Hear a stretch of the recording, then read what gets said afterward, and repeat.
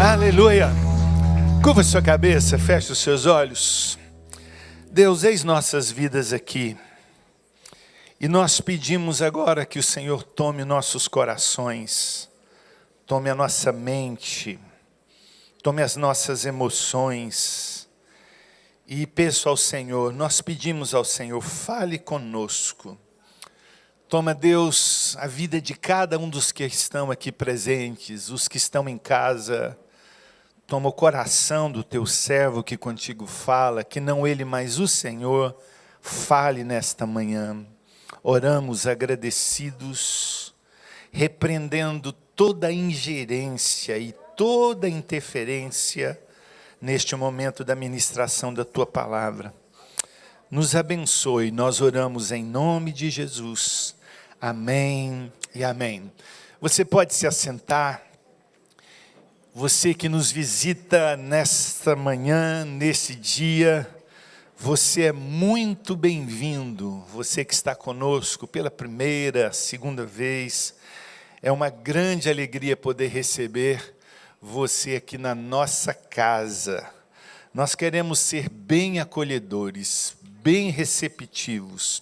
Se de repente você não foi bem acolhido, nós temos um SAC, Serviço de Atendimento ao Cristão. Faça uma queixa e a gente vai melhorar esse negócio. É o nosso propósito, acolher, cuidar e servir.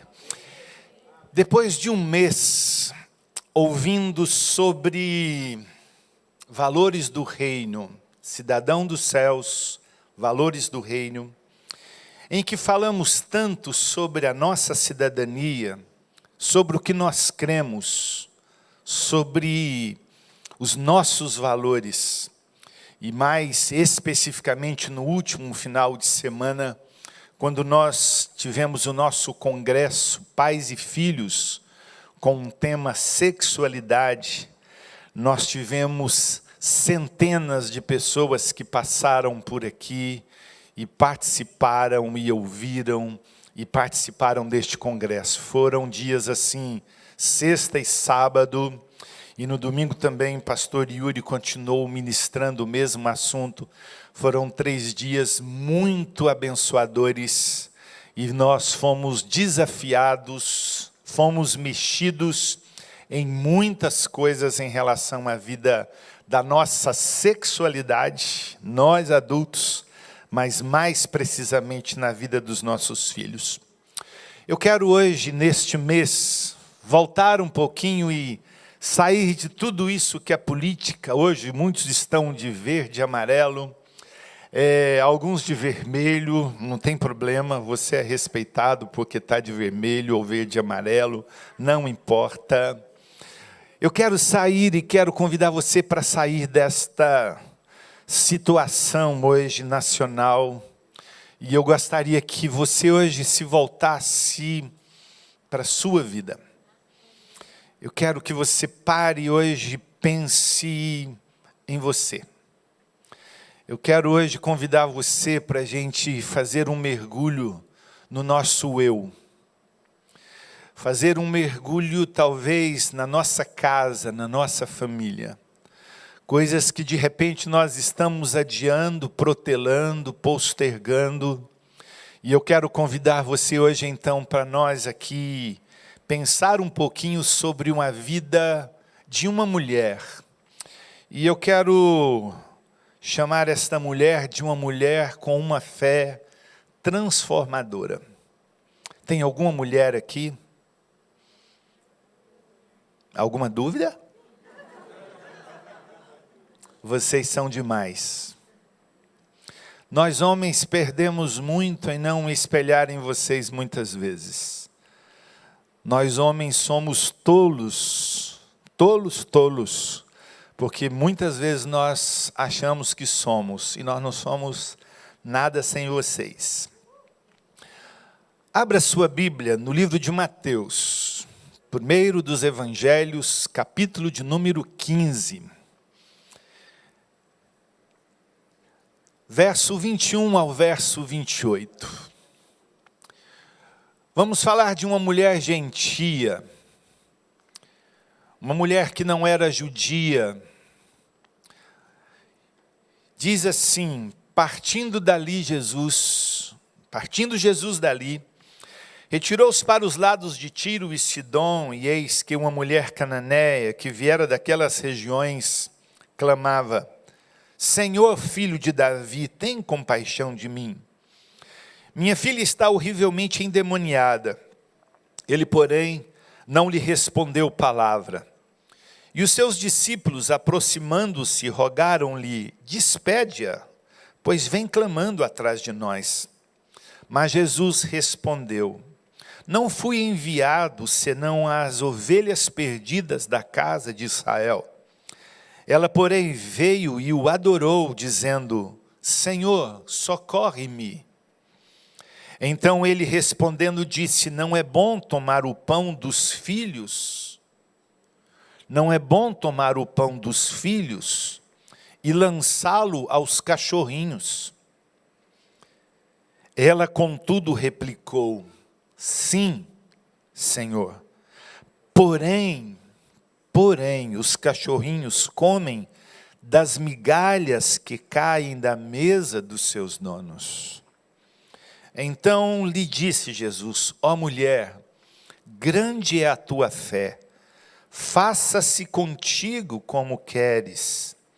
E desde aquele momento a sua filha ficou sã.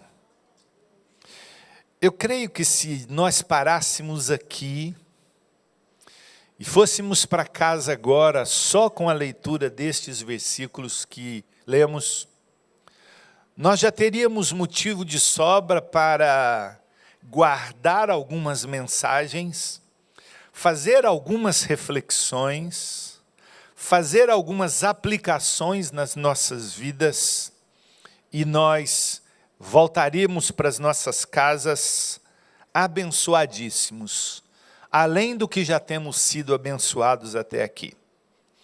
Eu quero fazer uma pergunta: quem é Jesus? Mas, mais precisamente, quem é Jesus para você? Talvez as respostas, e seguramente são, as respostas são as mais variadas possíveis. Jesus é o meu Salvador, Jesus é o meu tudo, Jesus é o amado meu, e cada um diria alguma coisa. Há duas coisas muito comuns a todos nós, eu e você.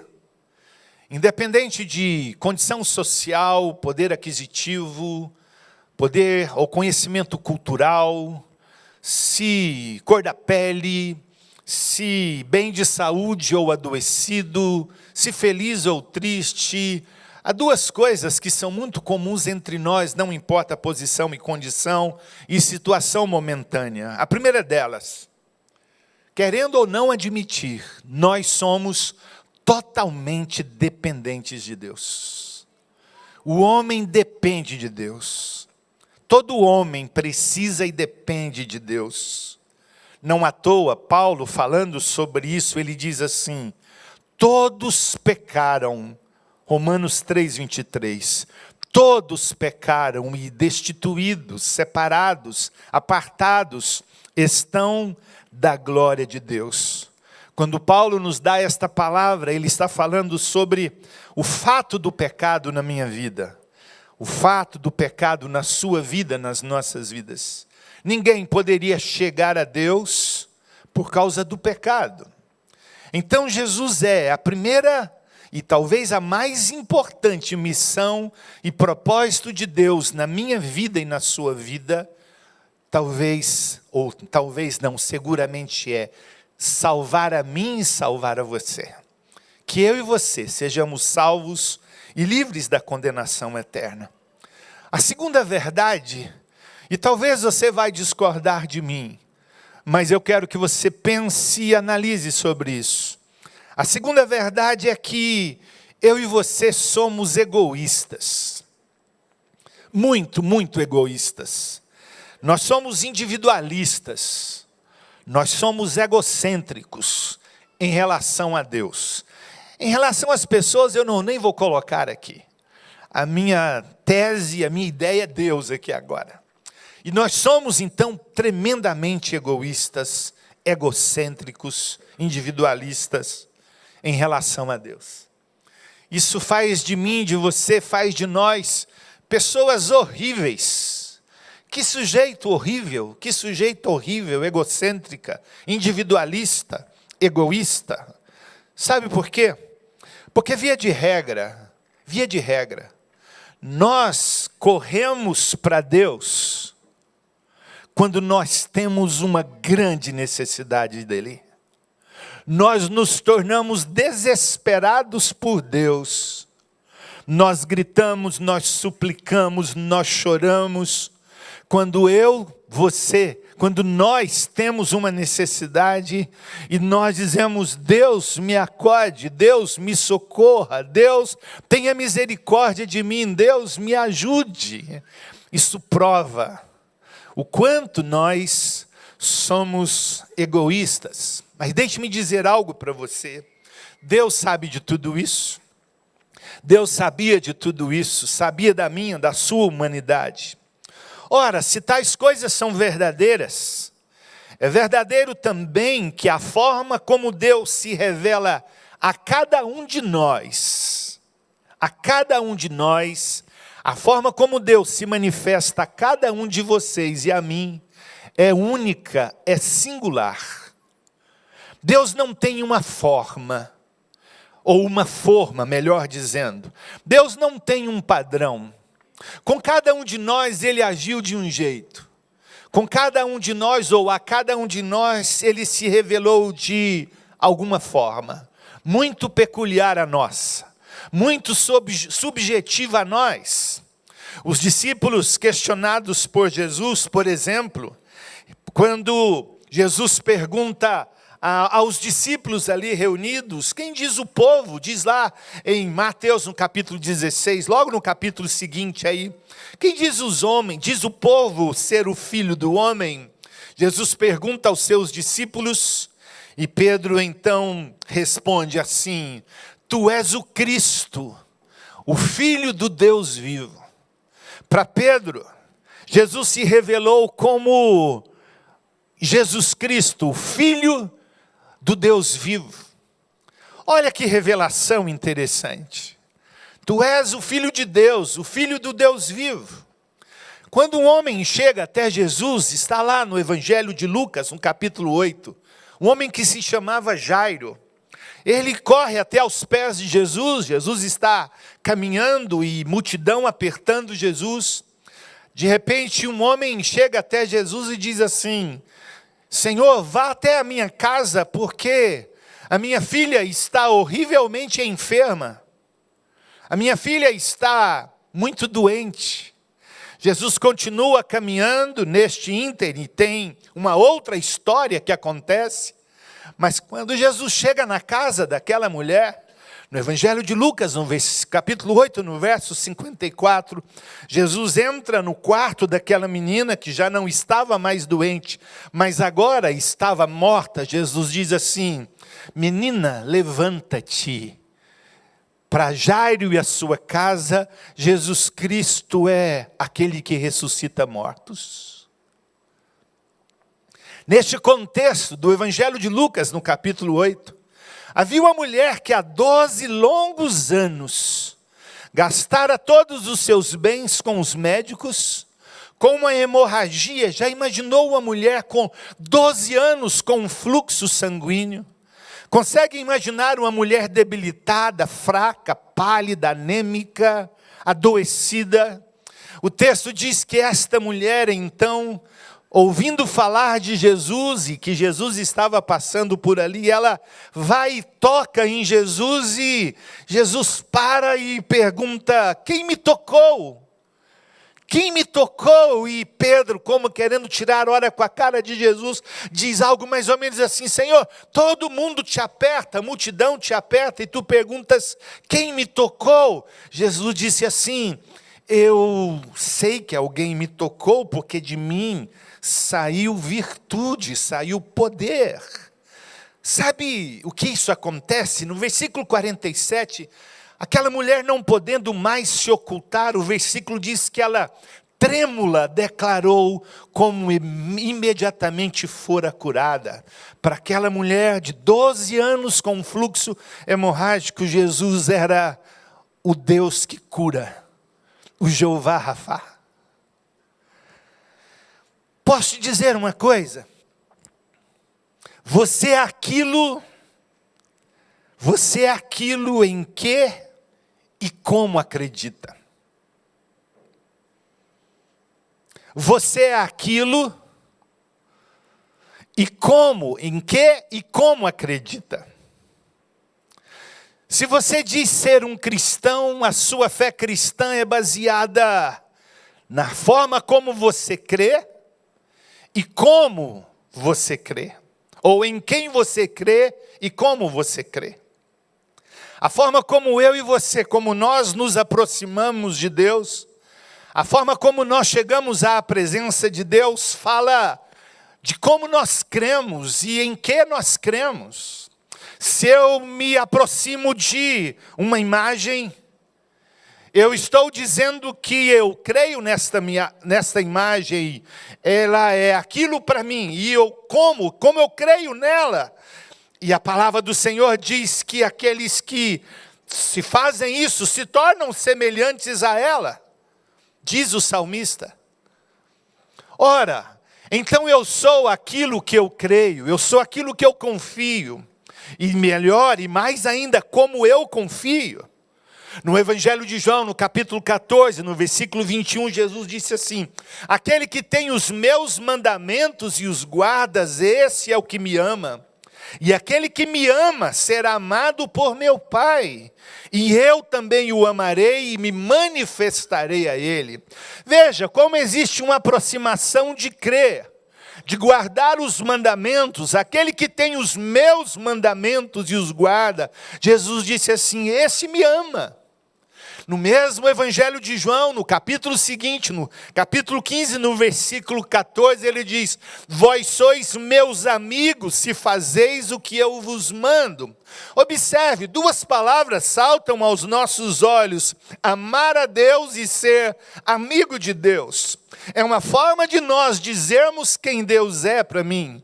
Se Deus é o grande amor da minha vida, se Ele é o meu amigo, o meu companheiro, aquele presente na minha vida, ou se Ele é para nós aquele que está distante, mas quando preciso de algo, egoisticamente eu corro. Ei Jesus, ei Deus, me ajuda, socorra-me. Nós, via de regra, eu e você, com exceções, somos assim. Amar a Deus, ser amigo de Deus. Se Deus revela a nós de forma única, singular, nós podemos aprender com a vida desta mulher cananeia. Uma mulher que aos olhos da sociedade judaica e do povo judeu era uma mulher desprezível, era uma gentia cananeia. Muitos equivocadamente dizem que Jesus, ao se encontrar com esta mulher, ou ser procurado por esta mulher, dizem que Jesus foi duro, rude, que humilhou aquela mulher. Não, não é verdade isto. Você não consegue imaginar o Cristo amoroso, o Deus amoroso, o Deus que se fez homem, tendo atitudes rudes, egoístas, violentas, desprezível em relação a qualquer criatura, a qualquer pessoa que seja. E equivocadamente alguns dizem que Jesus humilhou aquela mulher. Não, Jesus não fez absolutamente nada disso.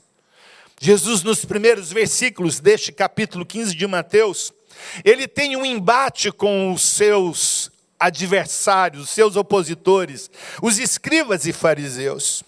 Por conta deste embate que ele tem aí nos primeiros versículos de Mateus, começando do primeiro versículo, Jesus toma uma decisão. E pela primeira vez no ministério de Jesus, na história do ministério de Jesus, Jesus sai dos limites de Israel. Ele ultrapassa a fronteira. de Israel. Pela primeira vez que ele faz isso no seu ministério, e talvez a única, ele ultrapassa os limites das fronteiras de Israel, e ele vai para essa região chamada Tiro e Sidom, e ali ele encontra com esta mulher grega, cananeia grega. O que isso tem a ver conosco?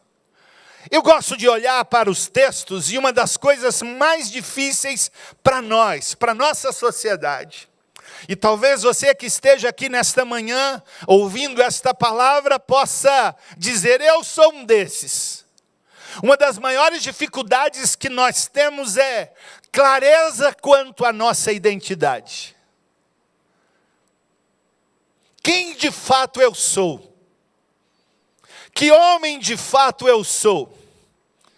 Você mulher, que mulher de fato você é? Essa é uma das coisas mais difíceis que o mundo contemporâneo trouxe e impôs sobre nós. Uma confusão na nossa identidade.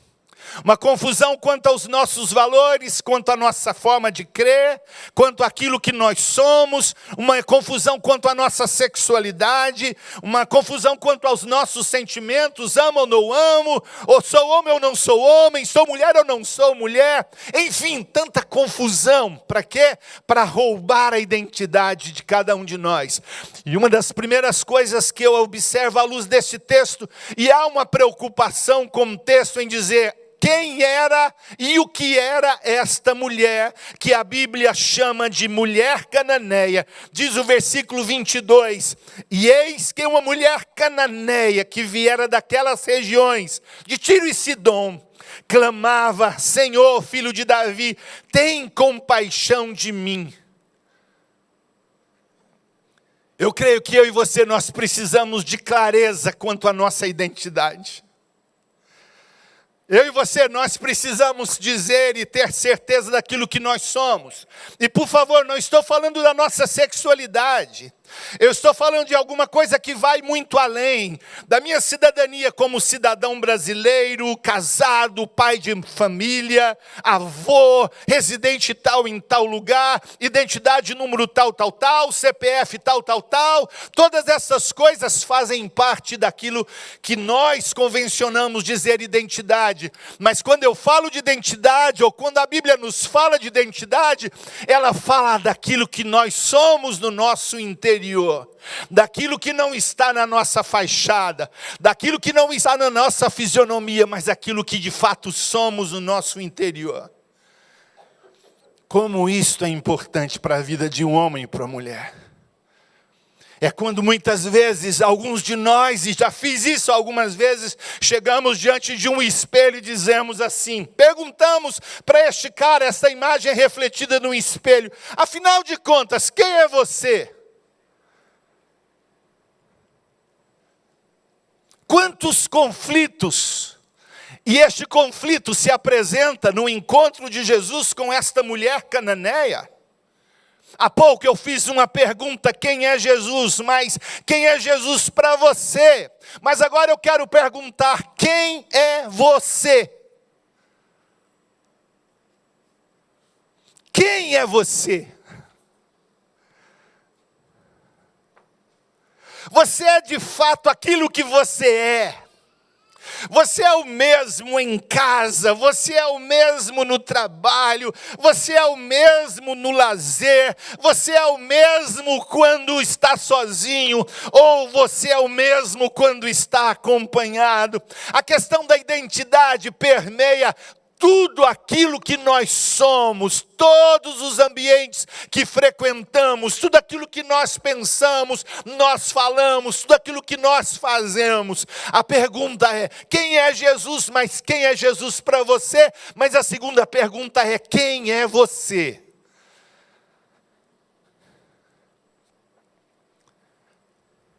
Alguns dias atrás eu conversava com alguém dizendo, pastor, eu sou e fui, não era, ainda é.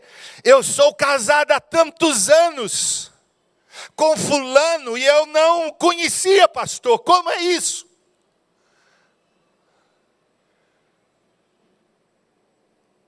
Eu sou casado há tantos anos e eu não o conheço, pastor. Eu descobri que agora eu não o conheço. Aquela mulher tinha uma identidade, e o texto se preocupou em dizer, ela era uma mulher gentia, cananeia, das regiões de Tiro e Sidom, de origem grega. Isso é importante no texto? É importante. Importante porque somos colocados diante do fato e fica claro para nós a origem, a nacionalidade dessa mulher. No Evangelho de Marcos, na passagem correlata, diz que ela era grega, falando da sua religião, de origem sírio-fenícia, ou seja, ela era uma gentia, ela não era contada como uma filha de Deus para o judeu. E eu quero perguntar se você é contado como um filho, como uma filha de Deus. Quem é você? Essa semana eu ouvi e vi, fiquei admirado de ver uma mulher, a primeira-ministra italiana, Giorgia Meloni. Ela foi eleita como primeira-ministra e ela é do centro mais radical à direita na Itália. E ela estava falando sobre tudo que ela não acreditava, sobre tudo aquilo que foi imposto sobre eles ao longo de anos, por governos anteriores. Num dado momento, de uma forma muito carismática, sugiro que vocês ouçam e procurem no Google sobre isto. Ela disse assim, eu sou italiana, sou cristã, sou mulher e sou mãe. No discurso dela, essas palavras me chamaram a atenção. Eu sou cidadã italiana, eu sou cristã, eu sou mulher e sou mãe. Você deve perguntar, pastor, o que isso tem a ver com o que Deus quer fazer na minha vida? O que isso tem a ver com o que Deus precisa fazer na minha vida? É porque a forma como eu e você, nós chegamos diante de Deus, determina o resultado daquilo que Deus vai fazer. A Bíblia diz assim, que um coração quebrantado e contrito, Deus não vai desprezar. Mas a Bíblia diz também que o arrogante, o orgulhoso, essas práticas precedem a queda. Como esta mulher agora, uma gentia, se apresenta e chega diante de Deus. A sua identidade, meu irmão, minha irmã, vai além do seu nome, da sua nacionalidade, do seu grau de parentesco. Fala muito daquilo que é intrínseco a você, subjetivo a você, a mim e a nós. Exemplo, essa mulher grega de origem sírio-fenícia, cananeia, características físicas e visuais, em oposição, essa característica que você vê física, em oposição àquilo que a minha alma é. Aquilo que de fato você é não é o exterior, é aquilo que você é no seu coração, no seu interior. Isso aqui é apenas uma carcaça. O que você é está intimamente ligado ao seu ser, aquilo que você é de fato no seu coração.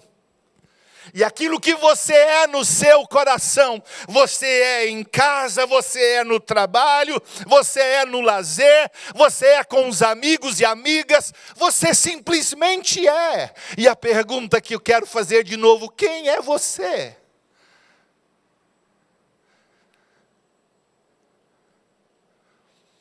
Quantas e quantas vezes nós estamos sorrindo, mas o coração dilacerado? Quantas e quantas vezes nós estamos cantando parabéns, literalmente cantando parabéns, mas o sentimento é um sentimento de morte que está permeando a nossa alma. Quantas vezes? Quantas vezes isso está presente em nós? a identidade nossa, a clareza na nossa identidade, como a clareza daquilo que nós de fato somos, não no exterior, mas no nosso interior. Por isso é bom sermos sinceros, verdadeiros. Exemplo, com a minha esposa, a esposa com o marido, o filho com o pai com o filho, com os amigos, amar e amigo, amar a Deus e ser amigo de Deus, amar as pessoas e sermos amigos das pessoas. Está aí um bom exemplo para nós, mas uma das coisas que nós podemos sermos identificados pelo clamor que vai na nossa alma. Essa mulher é identificada pelo seu clamor. No verso 22, ela diz assim ainda: Senhor, filho de Davi, tem compaixão de mim. Observe o versículo 22. Senhor, filho de Davi, tem compaixão de mim. Como eu vou identificar esta mulher apenas como uma cananeia, uma gentia? Não! Eu vou identificar esta mulher adoecida, sofrida, angustiada na sua alma. Ela diz: Senhor, tem compaixão de mim. Versículo 22 está aí para você ver. Como está o seu coração? Desculpa usar uma expressão bem chula, bem chula. Às vezes você diz assim: está uma droga. Não, isso não é chula. Que é uma palavra que às vezes você usa. Está uma caca.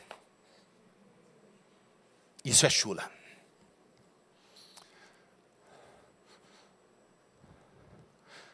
Falso ou verdadeiro?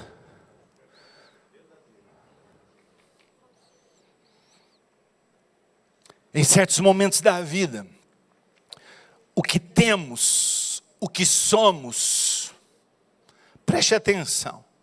Em certos momentos da vida, o que temos, o que nós somos, perde sentido diante do que nós sentimos.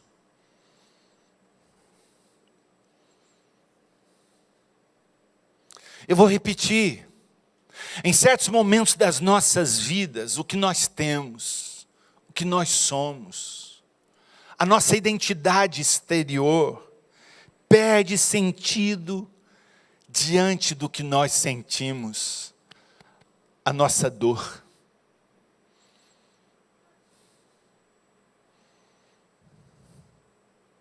Há momentos das nossas vidas em que nós dizemos assim: eu dou tudo o que tenho para ficar livre dessa minha dor. Eu dou tudo o que tenho para que isso saia do meu coração. Aquela mulher disse assim: tem compaixão de mim, Deus. Ela reconhecia Jesus como Messias Salvador, quando usa as palavras: Senhor, filho de Davi. Filho de Davi está dizendo o Deus, filho de Davi, o Messias prometido. Mas uma das coisas que nós descobrimos é que se a identidade é importante, e se é identificada a minha dor pelo meu clamor, o meu clamor e a minha dor têm motivos como o desta mulher. Na parte B do versículo 22, ela diz assim: Senhor, filho de Davi, tem compaixão de mim, minha filha está horrivelmente endemoniada.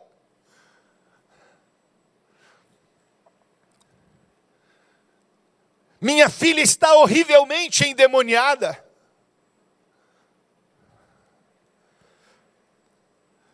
Por diferentes motivos e necessidades, nós nos aproximamos de Deus, repito isso. Mas ela tinha um motivo que a levou a clamar. Uma filha horrivelmente endemoniada. Ela se coloca na posição de intercessora. Ela sabe que nada e nem ninguém poderia ter curado ou libertado a sua filha. Mas agora ela vê a filha em casa adoecida e diz, endemoniada, e diz assim: Senhor, a minha filha está horrivelmente endemoniada. Socorre-me.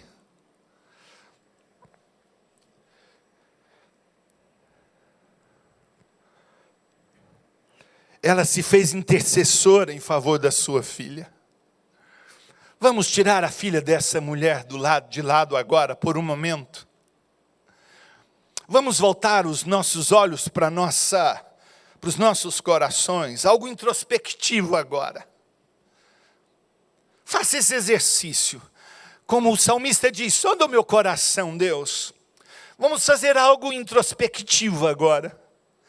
Ok, vamos sair de dentro do nosso coração agora, vamos olhar na nossa casa. Você casado, olha por favor. Olha, por favor, em nome de Jesus, olha aquilo que de repente você tem visto, mas não tem enxergado. Ou se tem enxergado, não tem visto.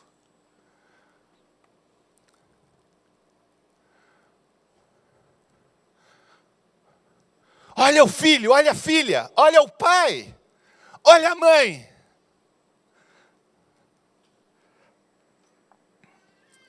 Ela se coloca entre Jesus e a sua necessidade, aquela filha.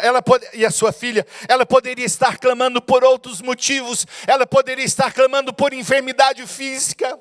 Ela poderia estar clamando por morte em família, pela sua alma angustiada, pelas suas economias, pelos seus relacionamentos, pelo seu casamento, pela nação brasileira, pela cidade, enfim, por motivos, N motivos. Ela poderia ter feito isso.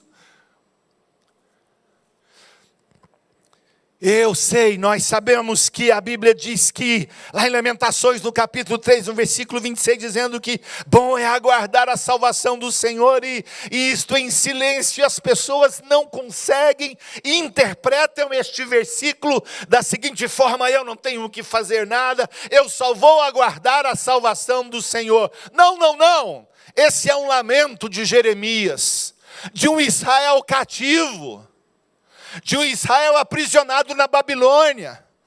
Milhares e milhares foram mortos e ele está lá preso. E ele sabia que precisava aguardar a salvação do Senhor ali naquele contexto.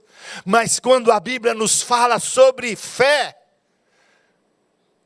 e sobre o seu resultado, geralmente provocam incômodos, ruídos, barulhos, nos tira da zona de conforto.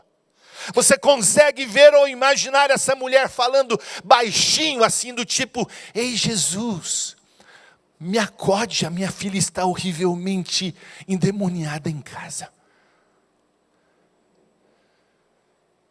Consegue imaginar isto? Não. A fé dela incomodou.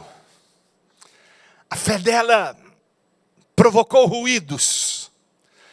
A fé dela trouxe constrangimento para as pessoas, inclusive os discípulos de Jesus, os caras insensíveis dos discípulos de Jesus. Não, ela incomodava Jesus e os discípulos. Veja o versículo 23, diz assim: ele, porém, olha a atitude de Jesus com essa mulher. Ele, porém, não lhe respondeu palavra. Não responder palavra não significa que Jesus não tenha ouvido, que Jesus não tenha sentido e percebido o coração daquela mulher. E os seus discípulos, aproximando-se, rogaram-lhe: despede-a, pois vem clamando atrás de nós. Eu não sei porque os textos não estão sendo projetados aí. Veja como ela incomoda. Veja como ela diz assim: ei Jesus, filho de Davi, tem compaixão de mim. No Evangelho de Lucas, no capítulo 18, nos conta a história de um homem, um cego chamado Bartimeu. E passava aquela multidão, e cego Bartimeu aqui cego. E ele começou a gritar: Jesus Cristo, filho de Davi, tem compaixão de mim. Jesus Cristo, filho de Davi, tem compaixão de mim. Quando isso aconteceu, os discípulos e as pessoas disseram: cala a boca, fique em silêncio. Não incomodes, você está perturbando, fique calado. Jesus, no meio de toda aquela confusão, ouve aquele cego Bartimeu e se dirige a ele e pergunta: o que você quer? E ele disse assim: que eu torne a ver. Uma das coisas que eu aprendo à luz da palavra de Deus é que a fé provoca ruídos. A fé incomoda. A fé provoca constrangimentos muitas e muitas vezes. Quando você fala da sua fé, quando você fala daquilo que você crê, quando você ouve um filho dizendo para você aquilo que você não concorda, que Deus não tem para ele, e você diz para esse filho: olha, eu não gerei filho para perdição, meu filho e minha filha. Eu não gerei você para perdição. Talvez este filho fique irado, em alguns momentos ficarão. São os ruídos da palavra de Deus ministrada. Nós não geramos filhos para a perdição. Aprendemos isso no último final de semana. Não geramos filhos para a morte. Não geramos filhos para a perdição. E eu e você, nós como pais em Cristo, temos autoridade espiritual para abençoar. E quando nós abençoamos, isso provoca muitos e muitos e muitos ruídos. Mas como nós estamos nos comportando?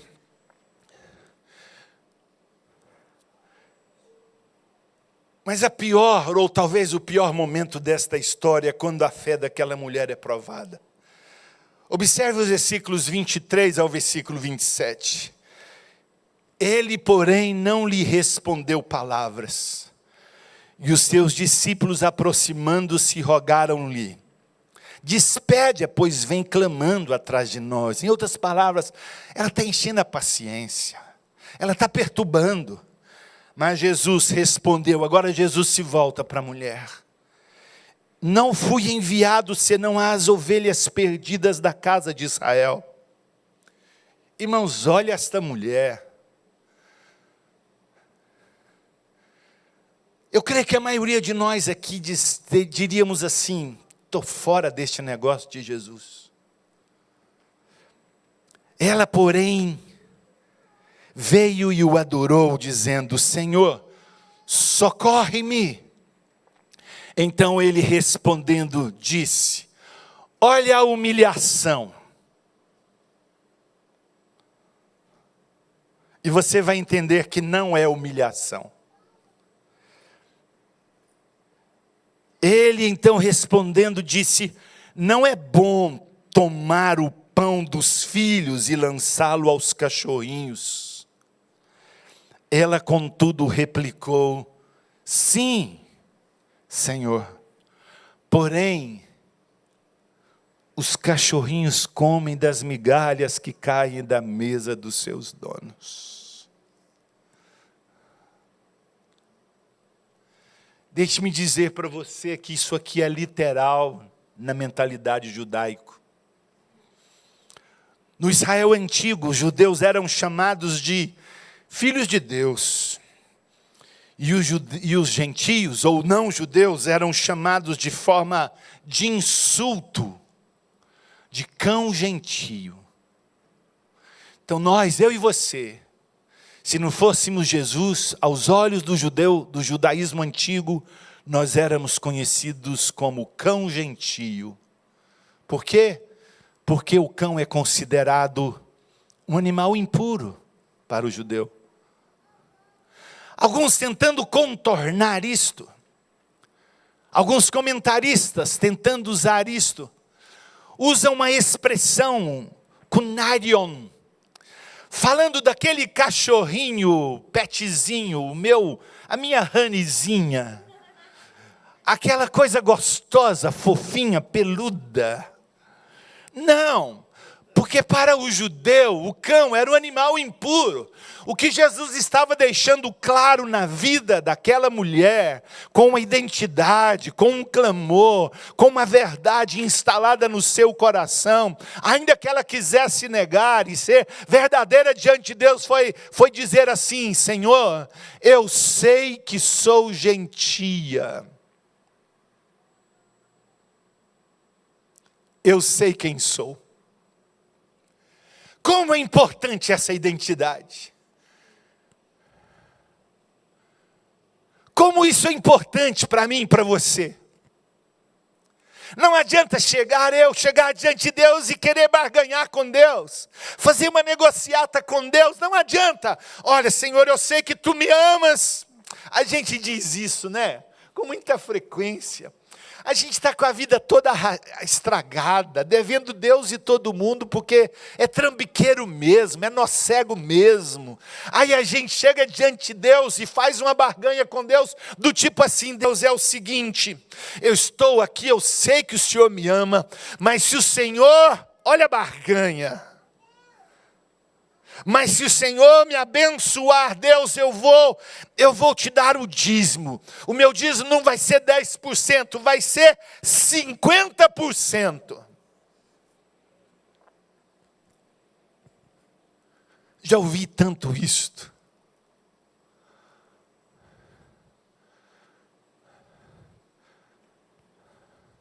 Quem de fato nós somos? Quando esta mulher ouve de Jesus dizendo assim: não é lícito tirar da comida dos filhos. Ela entendia isso, porque os povos ao redor de Israel sabiam como eles, judeus, pensavam sobre eles, gentios. Mas aquela mulher disse assim: ok, eu sei quem eu sou. Sou uma mulher gentia e pecadora. Mas deixe-me dizer uma coisa para o Senhor Jesus. Os cães comem dos farelos que caem da mesa. Ela estava dizendo assim: eu me conformo, vindo do Senhor, comer das migalhas que caem da mesa.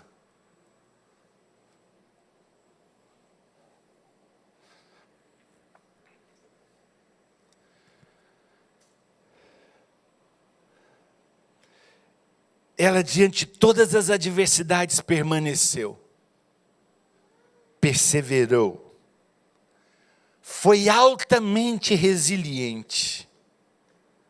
A ideia que temos era que tudo lhe era contrário, tudo. O verso 23, Jesus ficou em silêncio. Ela contou com o silêncio de Jesus. No verso 23 ainda, ela ouviu os discípulos mandando ela embora. No verso 24, ela ouve de Jesus que ele só foi enviado para as ovelhas perdidas da casa de Israel. Ela sabia disso. Eu não vim para vocês gentios, eu vim para a casa de Israel. E por favor, vamos entender algo aqui. O ministério de Jesus foi fazer de Israel uma nação sacerdotal. E a partir de Israel, todos os povos da terra seriam alcançados. Judeia, Jerusalém, Judeia, Samaria, até os confins da terra, como nós ouvimos lá em Atos dos Apóstolos. Algo quebra o coração de Jesus. No verso 25, ela, porém, veio, e olha essa atitude. Ela se prostra diante de Jesus. Ela o adora. Ela adora Jesus, dizendo: Senhor, socorre-me. Então ele respondendo disse: não é bom tomar o pão dos filhos e lançá-los aos cachorrinhos. Ela se quebra, ela se humilha, ela se diminui, e ela diz: ok, Senhor, o Senhor está certo, eu aceito o fato de que a minha verdadeira identidade é de uma mulher amargurada e angustiada, sou uma gentia cananeia. Ela contudo replicou, verso 27, sim, Senhor, porém os cachorrinhos comem das migalhas que caem da mesa dos seus donos. salmista no Salmo 51, no verso 16 e 17, diz assim: pois não te comprases em sacrifício, do contrário eu te daria, e não te agradas de holocaustos. Sacrifícios agradáveis a Deus são um espírito quebrantado, um coração compungido e contrito, não o desprezarás, ó Deus. Eu não sei se esta mulher conhecia este salmo de Davi, mas Jesus conhecia. E ela quebrantada, quebrada, humilhada, ela chega diante de Jesus. E por fim, tudo isto ela tem uma recompensa.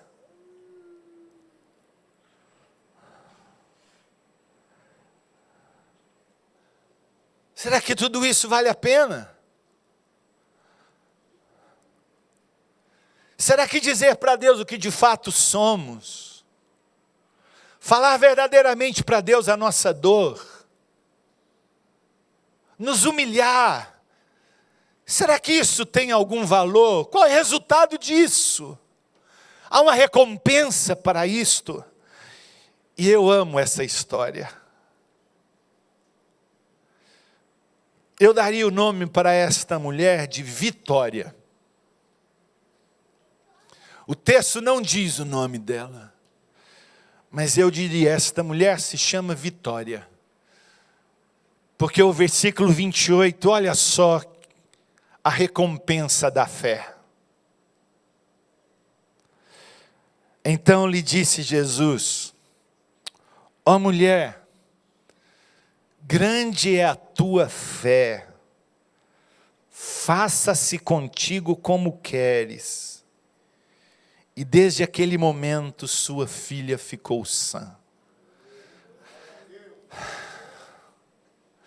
A passagem correlata do Evangelho de Marcos no capítulo 7, depois você pode ler. A ideia que dá é que Jesus estava na rua. E depois de todos estes diálogos, a ideia que dá é que Jesus entrou na casa dela.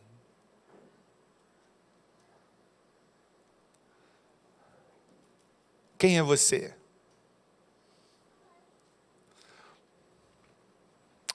Qual é o motivo do seu clamor? Qual é o motivo da sua dor? O que de fato te identifica?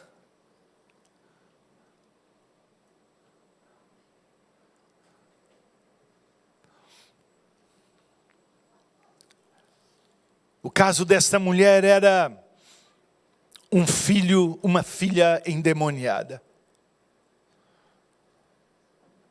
Há pouco nós oramos por um garoto, uma criança, enferma, tomada por um câncer.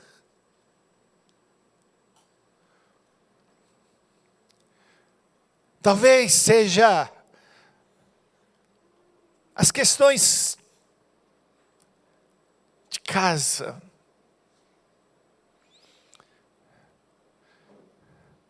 os medos.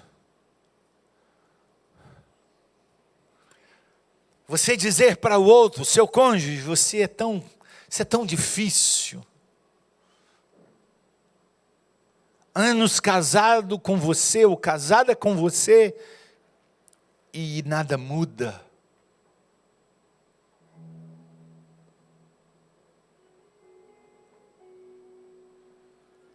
Qual é a angústia que tem permeado o seu coração? Qual é o medo que tem dominado o seu coração? Eu e você, gentio, igreja, judeu, pensando no contexto aqui, eu e você, nós podemos chegar aos pés da cruz de Jesus e dizer: Jesus Cristo, filho de Davi, tem compaixão de mim.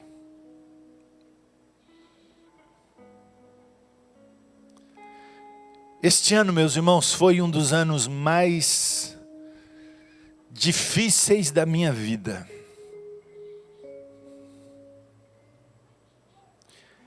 De fevereiro a maio, algumas vezes eu orei e disse assim: Deus, tem compaixão, tenha misericórdia de mim, porque eu vi Cassiane, a minha esposa, algumas vezes morta. Desesperador. E a minha oração foi: tem misericórdia de mim, porque eu sabia e sei que se o Senhor a levar, ela vai estar bem, mas eu não ficaria bem.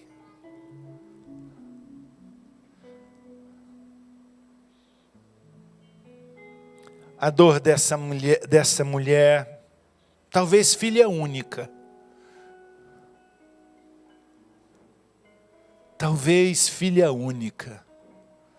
dizendo: Senhor, não sei o que fazer, socorre-me. Coloque-se de pé, por favor.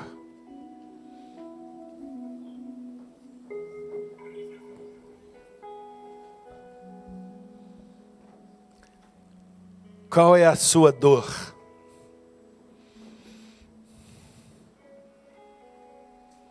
Qual é a sua angústia?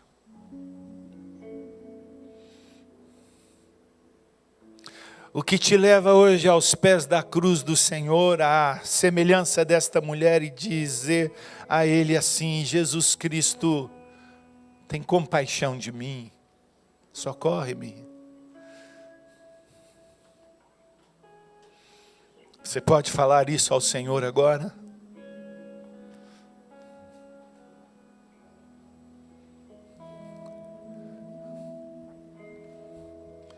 Você pode dizer isso ao Senhor com as suas palavras,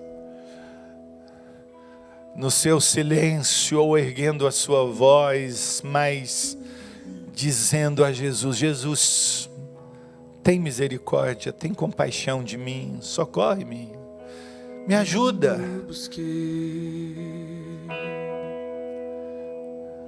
Mas não preencheu-me. Canções tão vazias, tesouros que um dia se consumarão. Então você veio e me trouxe pra perto.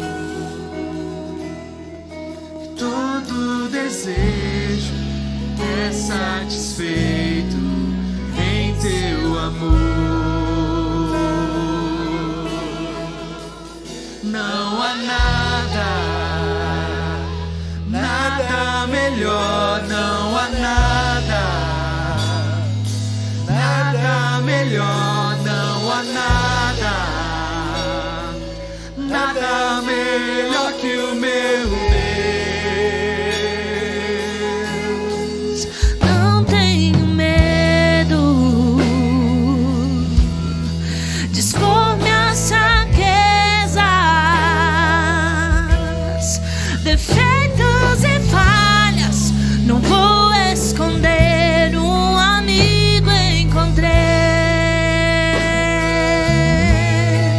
o Deus das montanhas,